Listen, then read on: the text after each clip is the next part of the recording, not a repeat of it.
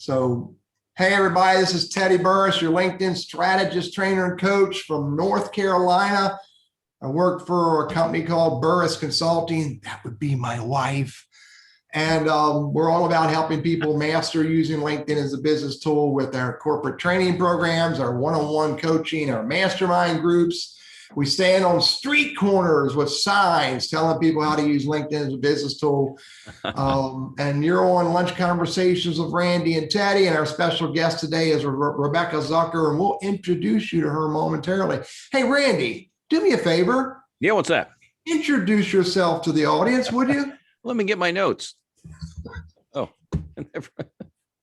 Randy Wooden with Goodwill Industries of Northwest North Carolina. You know, there are, over 150 separate and distinct Goodwill regions across the country. And ours is one of 4 in North Carolina. And it's the only one to have a professional center where we help folks with degrees or been in leadership roles or maybe salaried positions, that kind of a thing. And I'm the director for our professional center.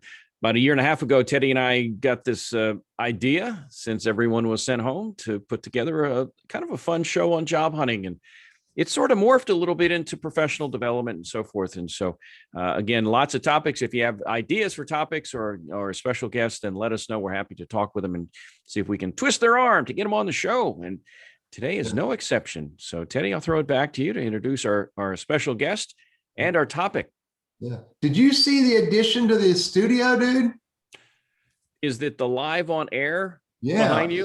Yeah, that's pretty cool. And also, I see that's a Teddy Burriss original production. I work with a company called Jesse Lee Creations out of Raleigh, North Carolina.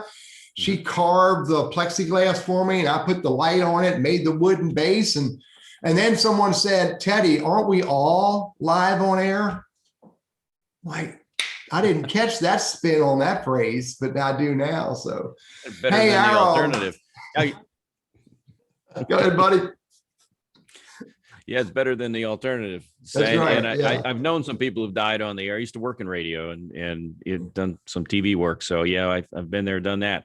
Yeah. But hey, it's going to be a great show today. I can really relate to this. I always want to know the why question. But Teddy, I know you're going to run the conversation today with our guest. I'll monitor the chat box. So if you have questions or you have comments, you want to join in the conversation, by all means, put it in the chat box. Because remember, I don't look at the Q&A. So he's taking a stand on that, and I can't get him to change his mind. Until I get a raise, I'm focused on the one area, and it's right here. So let us know where you're watching us from. And I guarantee you, nobody's watching us from as far away as our guest is today. So we want to cover that. But for sure, if you let us know where you're watching from and join in the conversation. We have Greensboro. We have Boston, or Boston, depending on where you want to go. Third day of summer. Thanks, Bruce. Also, Cindy from High Point. And we have some other folks that'll be joining us. Carol from locally here in Winston. But excited to be on the show today, Teddy, and with you and with our guests. I'll turn it back to you. Cool. So our special guest today is Rebecca Zucker. And Rebecca is a founding partner of Next Step Partners, all about executive coaching and career development. Rebecca's really been involved in a lot of different organizations, large organizations across the globe, in helping them with executive coaching and career development. And Rebecca comes to us again from Paris. Now, this is not Paris, Kentucky. It is not Paris, Texas. It's Paris across the big water, across the big pond. Rebecca, thank you very much for joining us today. Thank you for having me. Would you introduce yourself to the audience a little better than I can, please? Sure. Well, as you mentioned, I am founding partner of Next Step Partners. We are a leadership development firm. And basically, I work with senior leaders across all functions and sectors, helping them to be more effective at what they do and to manage their career development, which can include working with them on a career transition as well. Yeah. And how did you and I first meet? Do you remember? I think you read my article in Harvard Business Review. That's right. Yeah. And then I was like, This is an interesting conversation. Let's bring Rebecca on the show. And then did my agent get a hold of your agent, or I'm guessing our agents made all this work? I think it was more direct than that, but I know. So Rebecca, the conversation, the title of the discussion today is when you lose your job and you believe that is your whole identity. This is not unusual. A lot of people suffer with that. Yeah. Yes. I'd love for the audience, or Randy, if you could pay attention to the chat, because I want to ask this question. Yeah. Has anybody dealt with that? Have you lost your job? However, you lose your job, you left, you got fired, they closed down, they locked the door so you couldn't get back in, and then you feel like you just lost your whole identity. I would love to, I would wager that many people have dealt with that. And I'd love for you to drop in chat. Have you dealt with that? It's a big issue, isn't it, Rebecca? It is. It is. Sadly, I think particularly in Western culture and America in particular, there is a strong work ethic, a strong bias to work and work long hours. And when we do that, we start to, when we get all of our recognition and validation from work, it becomes this sort of, the self-fulfilling prophecy that we go back for more and we get more validation. And it's this cycle that feeds on itself, and it's not always healthy. Yeah, it interestingly, you said early in that particularly in a Western culture. So from, in Paris and other countries, have you seen that it's not as big of a deal? I think it's probably more of a deal in America, but I think it happens in a lot of places where there is a large emphasis put on even education. We train our whole lives to do a particular profession, and we invest so much of not just our time, but our energy and, who we are into our careers and professions. We spend most of our time there. Yeah. And so it's almost inevitable that people can easily get intertwined with what they do, who we are and what we do. And yes, we want alignment between who we are and what we do, but I don't think we want that enmeshment. Yeah. And Carol dropped in chat that even selling a business that she was a co-founder of. Yes. That transition was huge for her as well. So yes, I mean, entrepreneurs put their all into birthing and growing their businesses. And so when it's time to let it go, they often don't know what to do with themselves. Yeah. And it can, and I'm probably understating this when I say this can be very painful in lots of ways for people. Yes. And that pain can turn into emotional strife. Is that the right word? Emotional discomfort. I know I'm saying this very simplistically for some. Well, it's a big disruption. Mm-hmm. Hey, I wanted to jump in, and sometimes I always ask the why question. I'm wondering if maybe this was something that happened at some point in your career where you went through this. What's the why behind why you're doing what you do? That's a great question. I do what I do because I love supporting other people to succeed. And it was not a direct path to get here. After business school, I was an investment banker at Goldman Sachs. And then I moved to Paris and worked for Disney doing strategic planning for Europe, Middle East, and Africa.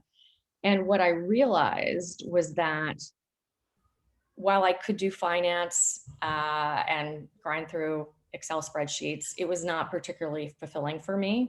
And so I actually quit my job at Disney and took about a year or so off, and realized during that time that what really lights me up is supporting other people to succeed. And at the time, coaching was a somewhat nascent field.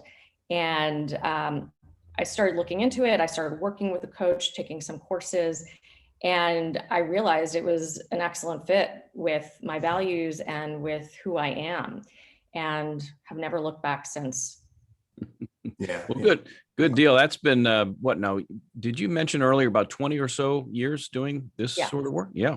Yes. Yeah. So I bet you've seen some real changes in the marketplace over time. But one thing that is, I guess, constant, and that is change and people losing jobs. And so whether it's today or maybe 5 years ago, or for those that are watching, maybe they're still employed, but maybe they're going to face this inevitable grief and detachment and all that. So for those watching, please, if you have questions, jot them in here and we'll try to cover those.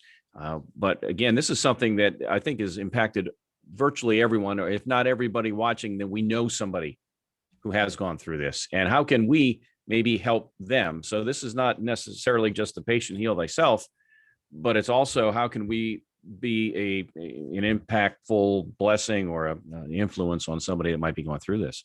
Sure. Yeah. So, and I can relate to this my own self in my own self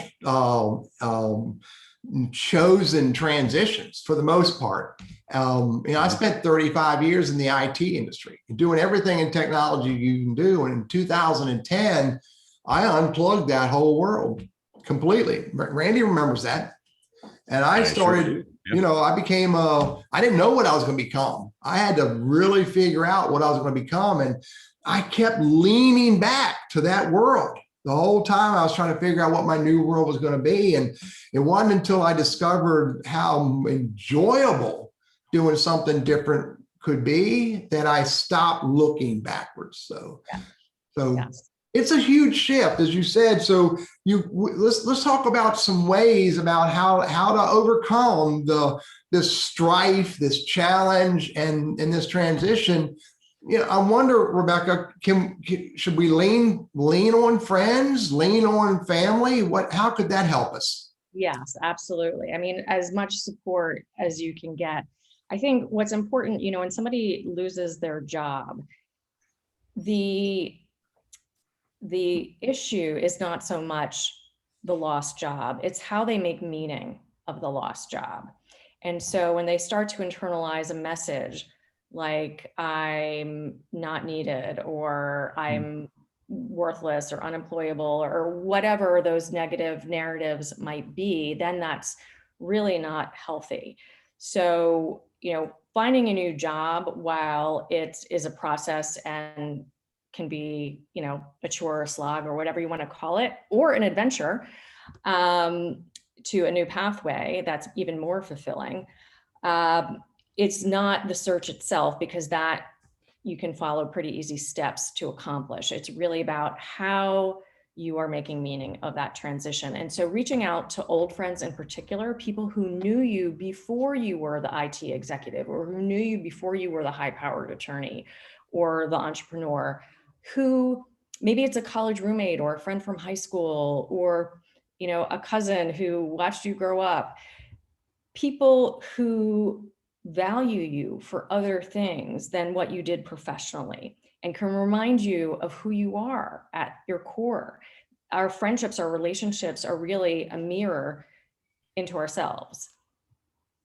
Yeah, I get that. So, hey, Randy, I just realized I don't think we're live out there on NC Wiseman. Did you find it?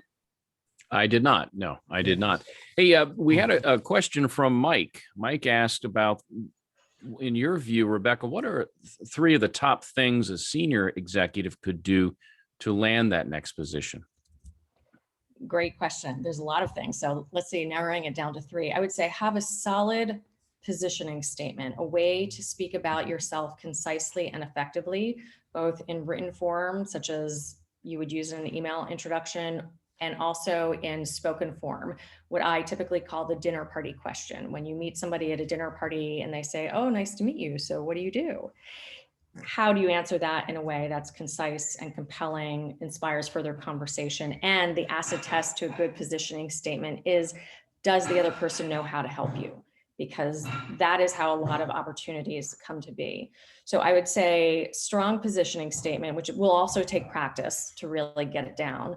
Networking, networking, networking. And, this doesn't have to be a dirty word. Networking is really relationship building, and it's playing the long game. It's planting a lot of seeds. It's being generous, giving to others. So don't think that you can't be helpful just because you are not employed at the moment. And then I would say is having good follow-up skills, because a lot of people actually just don't follow up. So showing that conscientiousness that you are responsible and can follow up well with others to move things forward. Hey, you're on Lunch Conversations with Randy and Teddy, and our special guest today is Rebecca Zucker. And I apologize for not going live on LinkedIn and Facebook when we got started, but I fixed that, Randy. It's out there now. So thanks for joining us if you're live on LinkedIn or Facebook, and thanks for joining us if you're a member of our 28,000 guests that we have on the show today. So appreciate you being here. So Rebecca, I get it with you reaching out to old friends, and believe me, I experienced it myself. But what sometimes we find is when we reach out to our friends, our family, you'll hear this. Oh my golly, you crazy. You need to stay in that job. You need to keep doing that. And that isn't always the right counsel, is it? No, and that's a great point. From I would say, branding perspective, what we call our close ties, our close family and friends who maybe saw you as the IT executive, but you wanted to break out into something, more in social media, they're invested in seeing you as the IT executive. But it's also that a source of what we call the shoulds, really what other people want for you. So just to recognize when it's other people's voices or values talking and not yours. Yeah, absolutely. I'll never forget, and I can say this publicly because I've had this conversation with him, that when I quit my corporate job to start my business, my father-in-law wanted to know if I was crazy. And I respected his perspective. And I told him I didn't think I was. And 3 years later, he came back to me and apologized for that perspective. That's nice. He's also projecting his values on you. Yeah. Something that I think relatives, and I'll put this more on men than women. Men are fixers historically. They want to fix things historically. They want to fix it when something's wrong. Instead of being a good listener and that it's like, well, you need to do this, you need to do that. And I think if I'm understanding, then that's not the kind of advice that you're hoping to get, or the kind of engagement you want to get from these relatives and friends. So if I am one of those relatives or friends that is approached, how should I engage with that person who's lost their job? Well, I would say just offering an empathetic ear is very helpful, but part of the value they can provide, as I mentioned, is really reflecting back their value beyond the job.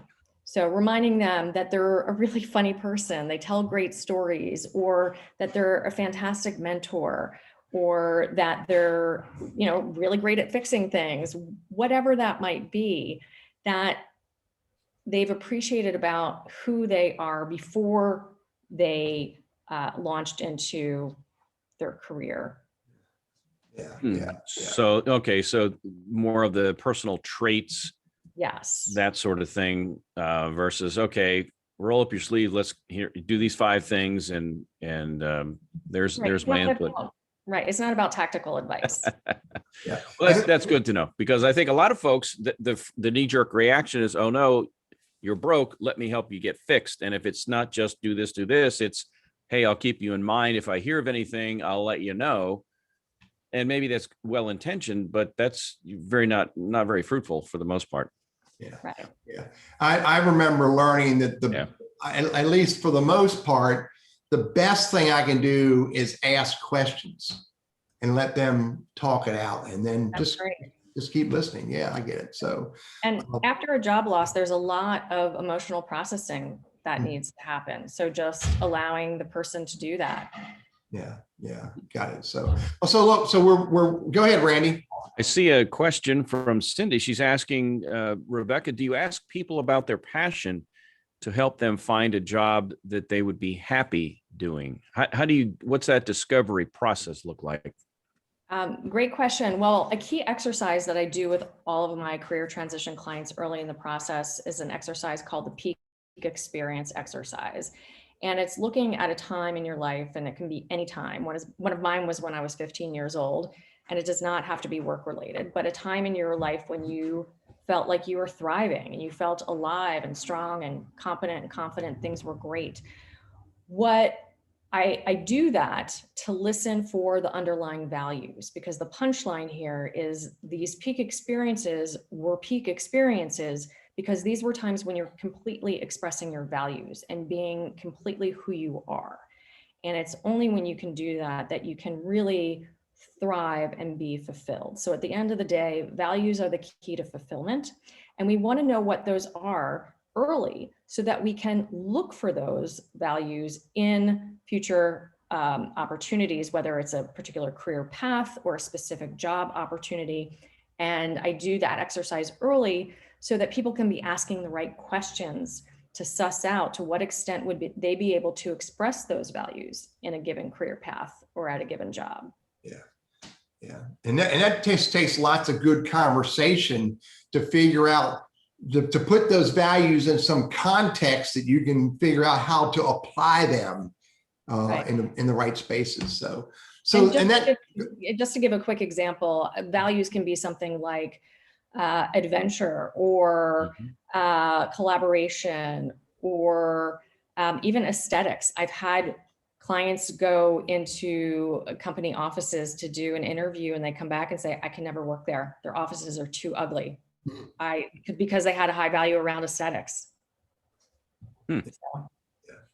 I guess it helps to know priorities to get those straight in your mind, because there's the tendency, not always, but there is a tendency to be wanted. And you think about dating and the rebound.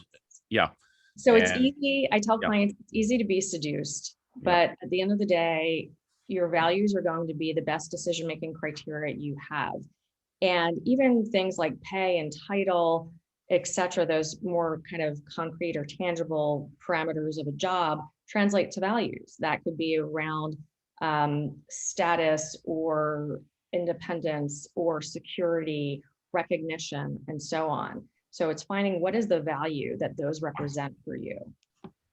Yeah, I remember being seduced 3 times in the context of career, Randy.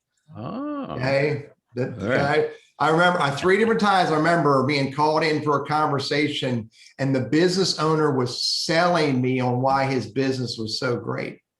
And I remember one of those seductive conversations, he used a phrase he shouldn't have ought to used, because he showed his true colors when he talked about how can I say this publicly, how he took advantage of his clientele as quickly as he could. How about that? Yeah, that was right there. That was all I needed to say for me to say thanks, but no thanks. So, hey, just want to piggyback on this values thread that we're on here. We had a question about cover letters. Yes. How might you emphasize values in a cover letter, or when you're in that application process and you haven't had a chance yet to have the interview? How do you convey those values? Is that something you suggest people should do, or should they wait till they get the interview? I think the cover letter is a great opportunity to express that. Oftentimes companies will have their values posted on their website. So to the extent that they align with your own personal values, to really emphasize that as to a primary reason why you're interested in working at that organization and what that would mean for you. Okay. There's also another question too, and this is more interview related. We can tie it back into the whole job loss thing, I think, too.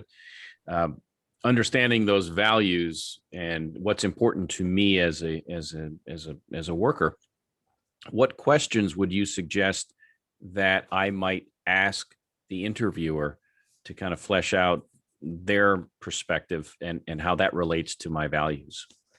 Right. So depending on the question will depend on the value that you're trying to suss out. So for example, if I have a value of collaboration, I might ask the question, on a scale of 1 to 10, how collaborative is this team? Who would I be collaborating with most on this team as well as outside of the team?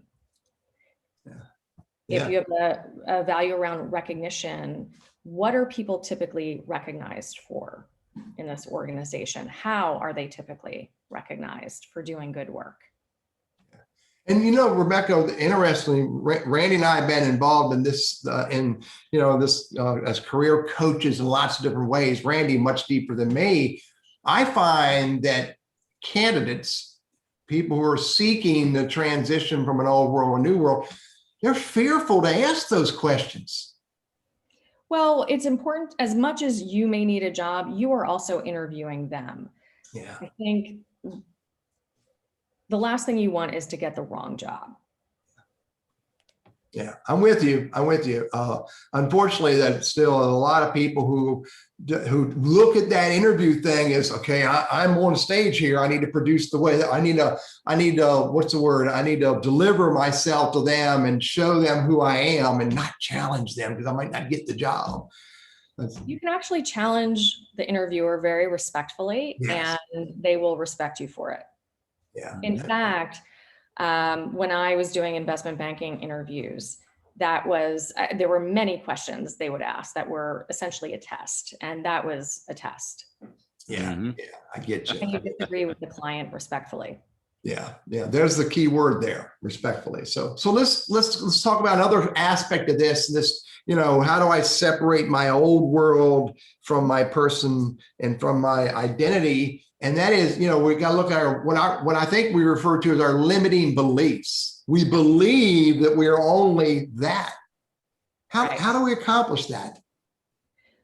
Well, those limiting beliefs are typically formed early in life and may be reinforced over time. I had a client who I discussed in the article who had this limiting belief that my value is in what I produce.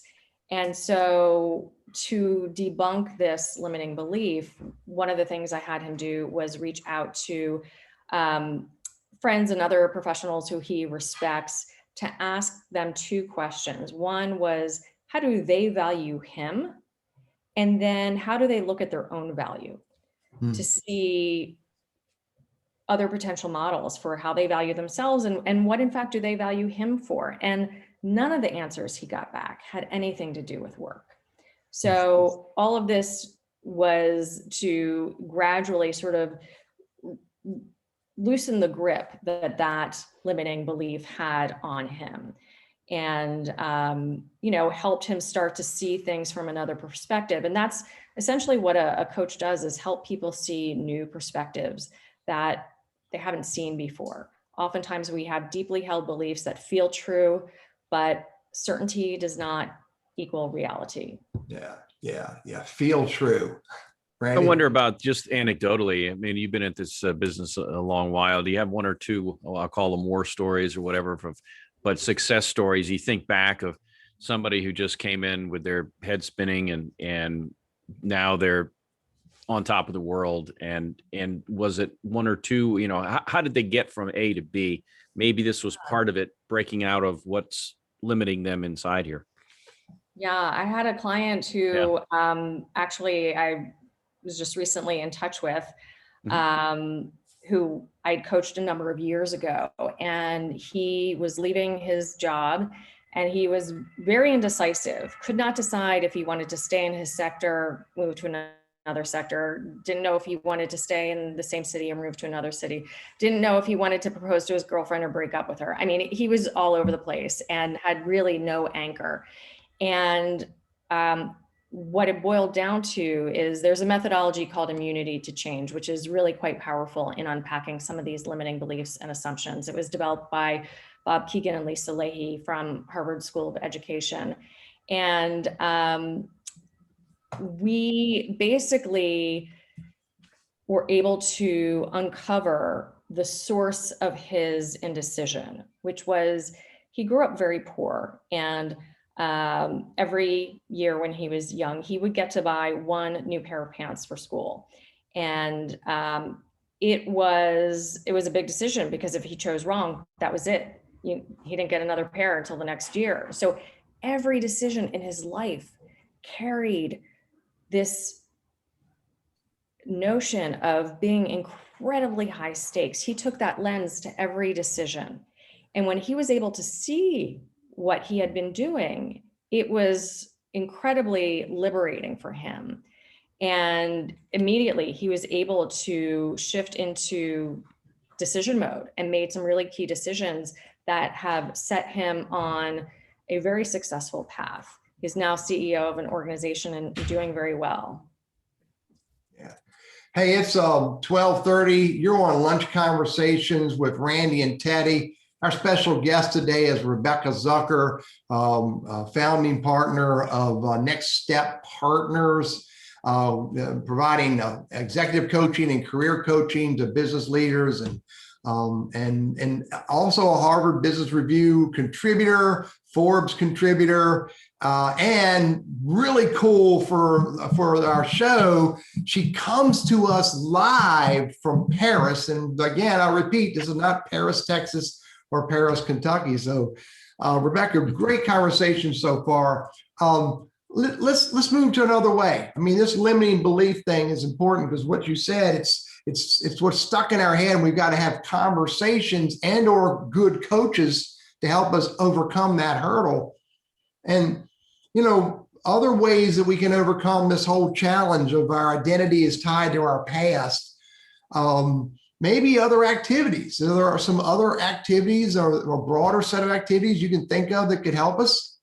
Yes, I think, envisioning your future self is a great way to get unstuck, because oftentimes, many people would not say that they are the same person that they were 10 years ago, right? But we have this bias where we consider our current identity to be our perpetual identity. But being able to step back and consciously ask ourselves, who do I want to be in 5 years or 10 years?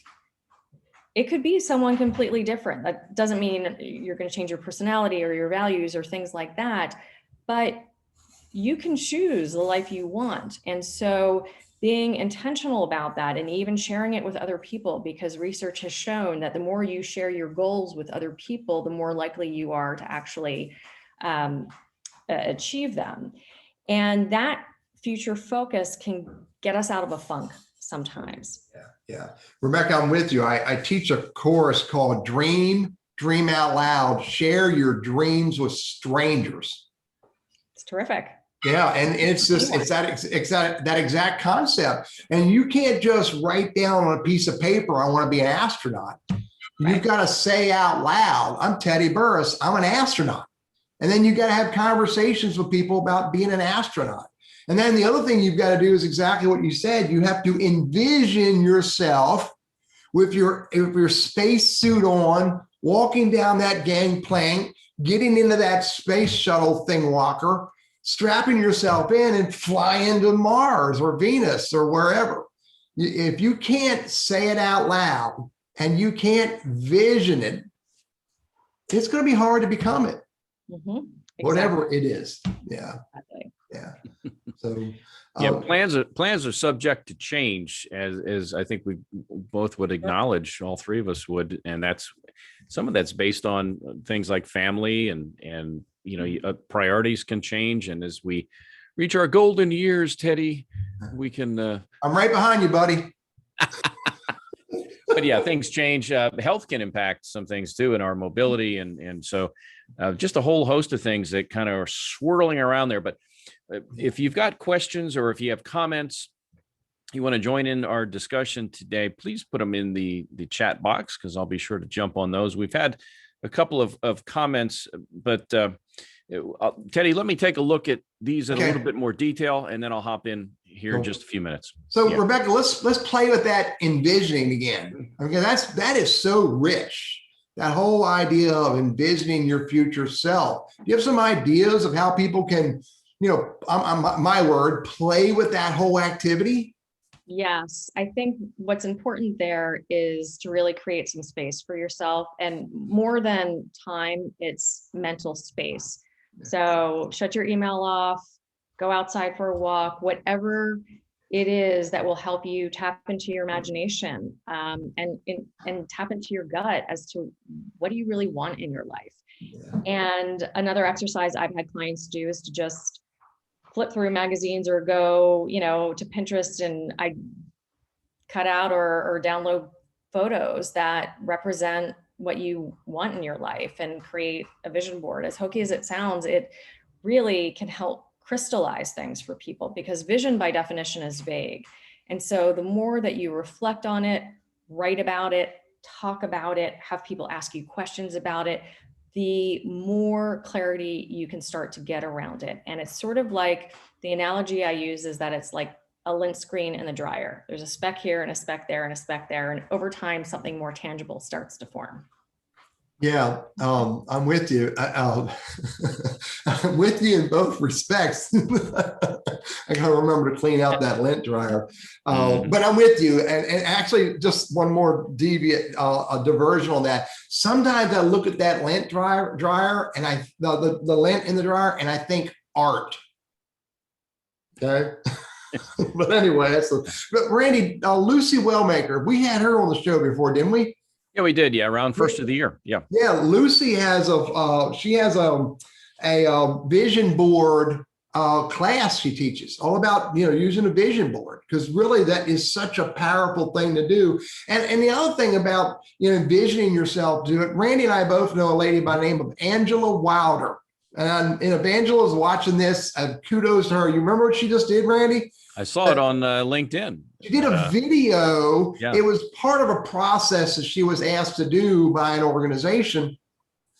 She did a video where she talked about being a part of this organization.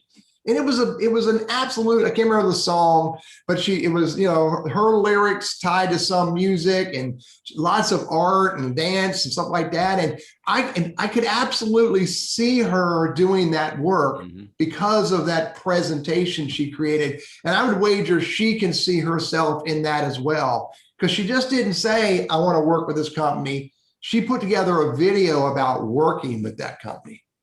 So powerful way to do it. Envision your future self. I agree with you, Rebecca. It's a pretty powerful part of this process.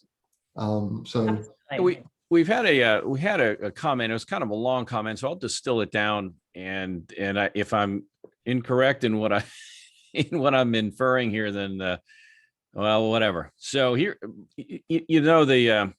what is it? Linus, is it? No, Pigpen. Pigpen's got that cloud of dust around him everywhere he goes. And one of our attendees had said that a career coach had sort of said, you're like that, or you have this rain cloud over your head all the time. And I don't know about you. I don't like to be around people who are so negative all the time. And just, they're the ones that stuff happens to all the time. And oh, the world hates me and whatever, and all that stuff going on. So if that's you, if you've been told that's you, or you sense that is you, how do you pull yourself out of that funk and try to get the ship righted again? Well, I would say get some support. And so whether that is from a coach or even a therapist, like I said, there's a lot of emotional processing that people need to do when they lose their job. And in particular, when the job loss results in sort of reinforcing negative narratives that they have about themselves that are really unhealthy. That's where a therapist in particular can be particularly useful in getting them on the right path and processing that experience. Yeah, there's a lot of things we can't solve by ourselves. And there could be a lot of really important things about ourselves that need to be solved in order for us to move forward. I'm with you. And absolutely understand the power of having professionals help us to overcome the things and improve upon ourselves in lots of different ways. And there's nothing wrong with doing that, by the way. That's called self-help. Right. And working with a coach in your career transition, I mean, it's not mutually exclusive with a therapist either, because a lot of people who experience a job loss, they come to us and they say, I've never had to do a job search before. The jobs have always come to me. And so they may be lacking the technical skills to do a job search, not knowing what constitutes a good LinkedIn, profile or resume, et cetera, or be very rusty in interviewing, but also really having someone there to normalize what they're experiencing throughout the job search process, because there are a lot of peaks and valleys. I have another HBR article called How to Manage the Emotional Roller Coaster of a Job Search. And it is an emotional roller coaster. I tell clients that really takes the 4 Ps in a job search, which is patience, persistence, and pounding the pavement. And it's a process like any other. And the more senior you are, it will probably take longer because there are fewer, more senior positions. But really don't give up. That persistence will pay off. And there are going to be some hard days and there are going to be some better days. And the better days are always ahead. Yeah, I often remind myself to celebrate I overcome the hard days almost as much as I celebrate the great days. You got to celebrate each step. So, well, and I tell clients, knowing that there are going to be troughs in the process where people aren't getting back to you, you feel stuck, and nothing seems to be moving forward. When that happens, it's like, okay, I knew that this would happen, so here it is. And it doesn't feel as bad as it might. Yeah, absolutely. So we've talked a little bit about values, and I think of values as the parts of me that for the most part never really change. This is who I am. And I struggle with saying that phrase for the most part because I think my values never change, but I also think that life can impact the way I think. Right. Well, your values fundamentally don't change. What does change are 2 things. One is how you express a particular value over time. So I have a value of adventure. When I was 15, that looked like rock climbing and rappelling.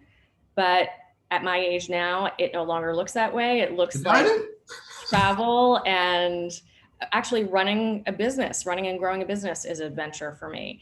But the other thing that changes over time is the relative importance or ranking of a particular value. So one of my colleagues said that financial security was never that important to her until she had kids, and that went to the top of the list. Yeah. So the sort of order or ranking of those values is constantly changing. Yeah. And you'll see people later in their careers looking for more purpose-driven work, as an example. They want to find, everyone wants meaning in their work, but that's certainly something that we see as people look at, their last 10 years, say, of being in the workforce full time. Yeah, I run into that a good bit working with Goodwill, and I deal with mostly mid-level folks. I don't deal at the C-level as you probably do with the majority. I would assume majority of your folks are VPs and C-level folks. Mine are a couple of notches down from that, but they still have some of the same concerns about how things are all going to work out and so forth. But yeah, hey, it was interesting. You we're talking about values, and I think back, and I don't know if this is the right phrase to use. Is parent tape the right word? You're replaying. You've been told as a kid, you'll never do this, or you're good at this, or you shouldn't try that, and you hear these things, and rightly or wrongly, you kind of take them to heart. And now as you get older, they're still there. And maybe now when I lose a job, it was my fault after all. I should have been more attentive, or I should have done this, or I should have done that, because after all, I was blamed for everything when I was a kid. Do you see that a lot when you're dealing with the folks that you deal with? I can't say that I see that a lot, but our inner critic is usually driven by those voices that you just mentioned. Yeah. And so if somebody feels like, well, I'm too old to do X now, or whatever that is, that might be the source of that type of voice. But again, we can choose to ignore that voice and tell it to go play in traffic, as my mother would say. So, we can. Get new voices. Get new voices. That's the other thing. Get new voices around you. People who really you feel seen by, who recognize your innate talents and what you're good at, and really just want to see you be happy and successful. Yeah. And Carol mentioned about COVID impacting people's priorities and perspectives. And I think back to a lot of the clients that I work with, especially as they start to get older, they a lot of times will say, so yeah, I've always kind of wanted to work for Goodwill versus chasing the dollar somewhere and all the stress and everything. And it's not, as I tell people, it's not like we sit around and pick daisies all day and just because we're a nonprofit, we work. Teddy, yes, we do work. Remember that. I hear you, buddy. Go ahead. Keep telling yourself that. Yeah. I know you. No, we do. But it's that whole intrinsic value of it, the whole thing of how am I impacting my fellow man kind of a thing. And versus, well, and you mentioned it earlier, Rebecca, today. I mean, you were in finance and you're banging away, crunching numbers all day. And you said, hey, this is not for me. Yeah. And I want to have a little bit more value. So maybe explore nonprofits. But going back to what somebody had mentioned in the chat box early on, and that was informational interviewing or whatever you want to call it, but getting out there and talking with people to understand what those other jobs look like. And I always ask that why question. Why did you pursue that kind of work? And if they can't give me a good answer, then maybe I go talk to somebody else who can. But other than just I fell into it. But I want to, ideally, if I'm going to branch out to something, I'd like to talk to somebody who's passionate about that kind of work and find out what drives them and what keeps them engaged. And it may not be the same thing for me. It may not be the same, but at least I go in with my eyes open. And I think too often people just send out resumes and hope that something sticks and then try to figure it out. Okay, now I have the interview. Now I got to figure out, why do I want to work for these guys? And how do I impress the manager, Dr. Burriss over there? How do I impress him and say the right things? And if I'm hearing you, Rebecca, you're saying that's just backward. We need to prioritize ourselves. Yeah. And know our value and speak to that. Yeah. One of the most important things in career development is to really be intentional. And we have this concept we call career stewardship, which is really taking ownership of your career and recognizing, okay, earlier in your career, you may not have had a clue. I know I didn't, many people don't. And you may fall into a particular line of work and maybe you're good at it. So I was good at finance, but again, I didn't enjoy it. And so making those decisions, whether it's to leave that job and pursue something else or conduct informational interviews to find something that does really excite you and light you up at the end of the day. And it is, making a career transition in terms of actually changing functions or sectors, that could take a few years. But again, it's playing the long game and planting seeds and showing your commitment to that area, whether it's taking classes, doing projects, broadening your network in that area, putting yourself out there so that people will start to think of you for roles when they come up. So it's, taking charge of things. Yeah. You use that phrase, new voices, and I wrote that down and I put quotes around it because I love that phrase. You need to get new voices in your head. And, as you mentioned, one way to get those new voices is to meet new people. Right. They're doing things different. They're doing things that you've never heard of. And you can go back to your old friends, but make sure that when you go back to your old friends, you don't go to the ones who have those old, stuck on the merry-go-round of the same old thing over and over and over again. Go to those friends who have new ideas because they've met new people and they've got new voices in their head. Right. And a great way to meet new people is just to engage in a broader set of activities also. And this is a great strategy to reduce the dependency of your self-worth on your career. So finding meaning and purpose in other things, and also doing things like volunteering, where you will not only keep your skills fresh, but also expand your network. Yeah. This is good stuff. This is good conversation. Rebecca, let's talk a little bit before we wrap this up. Let's talk a little bit about what type of support is out there that you think of that in this whole context of this journey from I'm stuck over here, I can't get out of that world because my mind's wrapped all around that. I believe my identity is back there. What other types of support are out there to help people to make that conversion? There's lots of support, whether it's working one-on-one with a coach or joining a job search work team, that, maybe a local church or YMCA or local organization might be sponsoring. We also have a career handbook for working professionals, which is a self-directed guide that is soup to nuts in terms of exercises and other content, basically from introspection all the way through negotiation. And people can either get that on Amazon or on the Next Step Partners website. I think it's nextsteppartners.com/career-tools.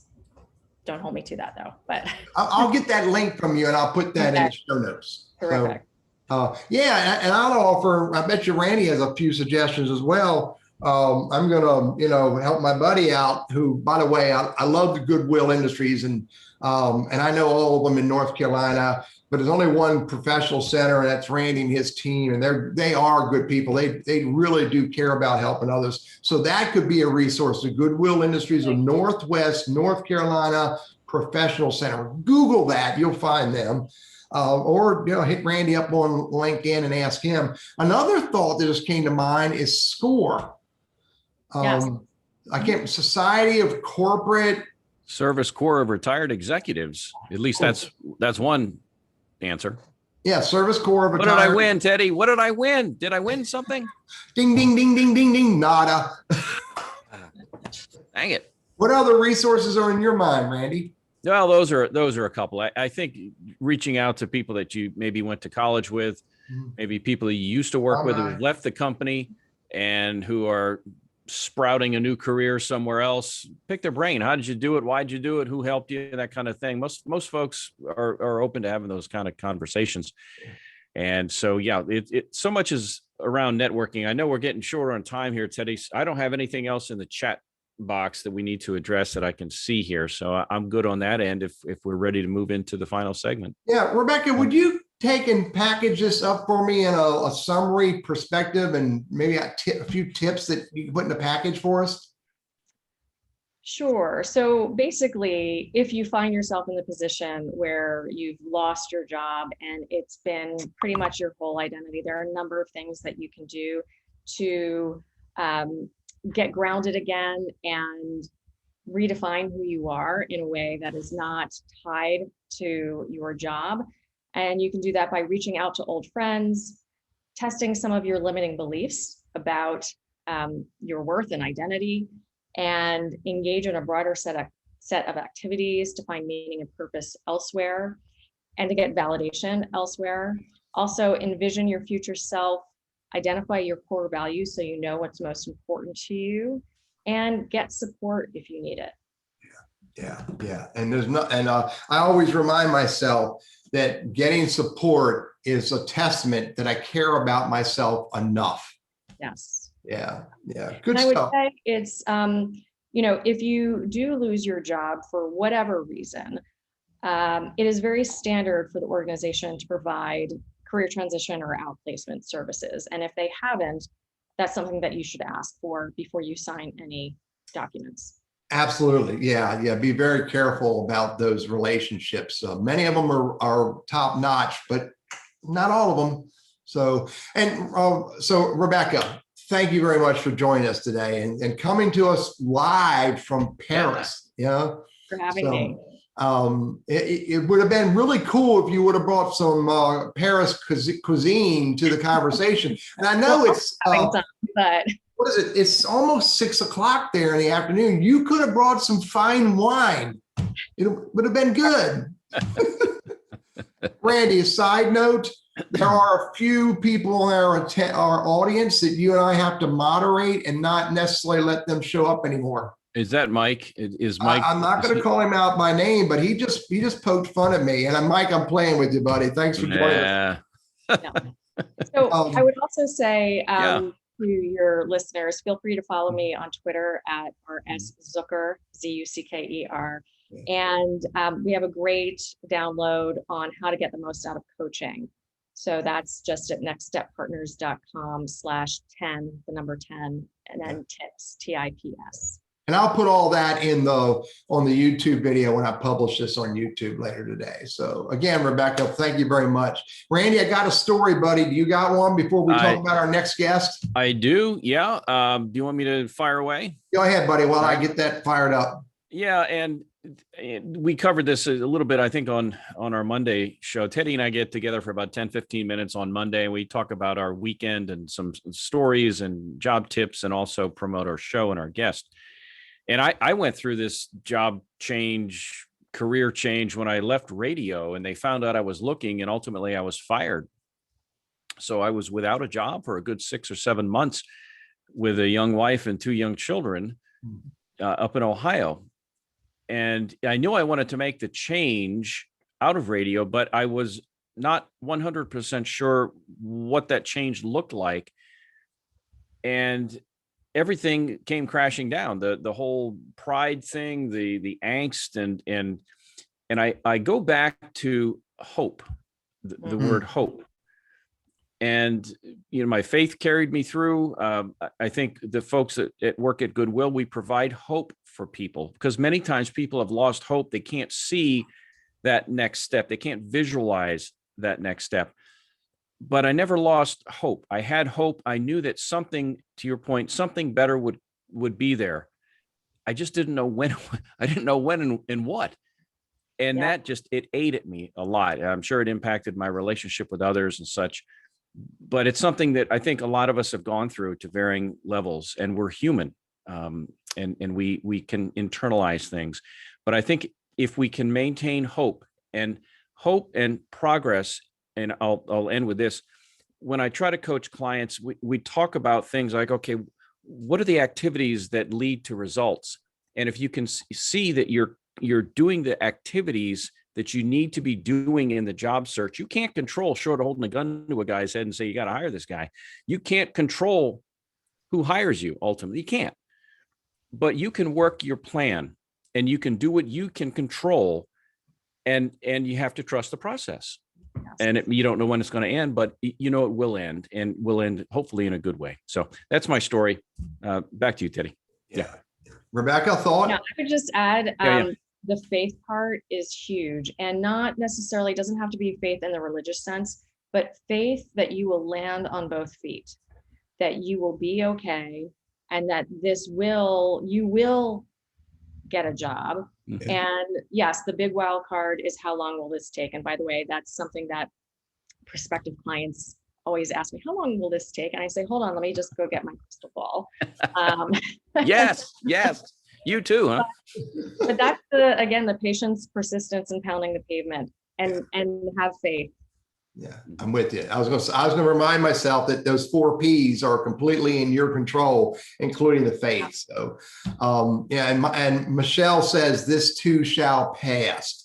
So, hey, my quick little story in a minute is that in 2009, I went on this journey. I'd spent 35 years in the IT industry doing everything in technology you can do. I paid for 4 sets of wedding dresses and prom dresses and all that stuff. Randy, they weren't for me. They were for the 4 daughters that I have. Thanks for clarifying that, Denny. I appreciate that. Put kids through school and all that stuff. And I wanted to make this huge transition, and I had no idea what it looked like. And I kept looking back to the old world. And what could I do as a technology person? And it wasn't until I got help and got into conversations, open conversations with people, that I started seeing myself in this whole new world that you've gotten to discover in the last 11 years. is Teddy Burriss, social media strategist, public speaker, co-host of a worldwide show, YouTuber and podcaster and author. So have those conversations and you'll find those opportunities. Randy, who's our special guest for next week, buddy? Catherine Perry joins us, not from Paris, but from right here in Winston-Salem. She's the executive director for Leadership Winston-Salem. And our topic is going to be engagement, getting engaged in the community, volunteerism, serving on boards, but that helps to cement the relationship that you have, not just at your, perhaps with your coworkers and such, but also really engaging with the community so you feel part of the community, and it's a mutually beneficial, benefits the community, benefits you, and gives you a sense of purpose. And you never know years later, if you're in a job change, just think of all those contacts that you've made throughout the years by proactively getting out there. So that's our guest.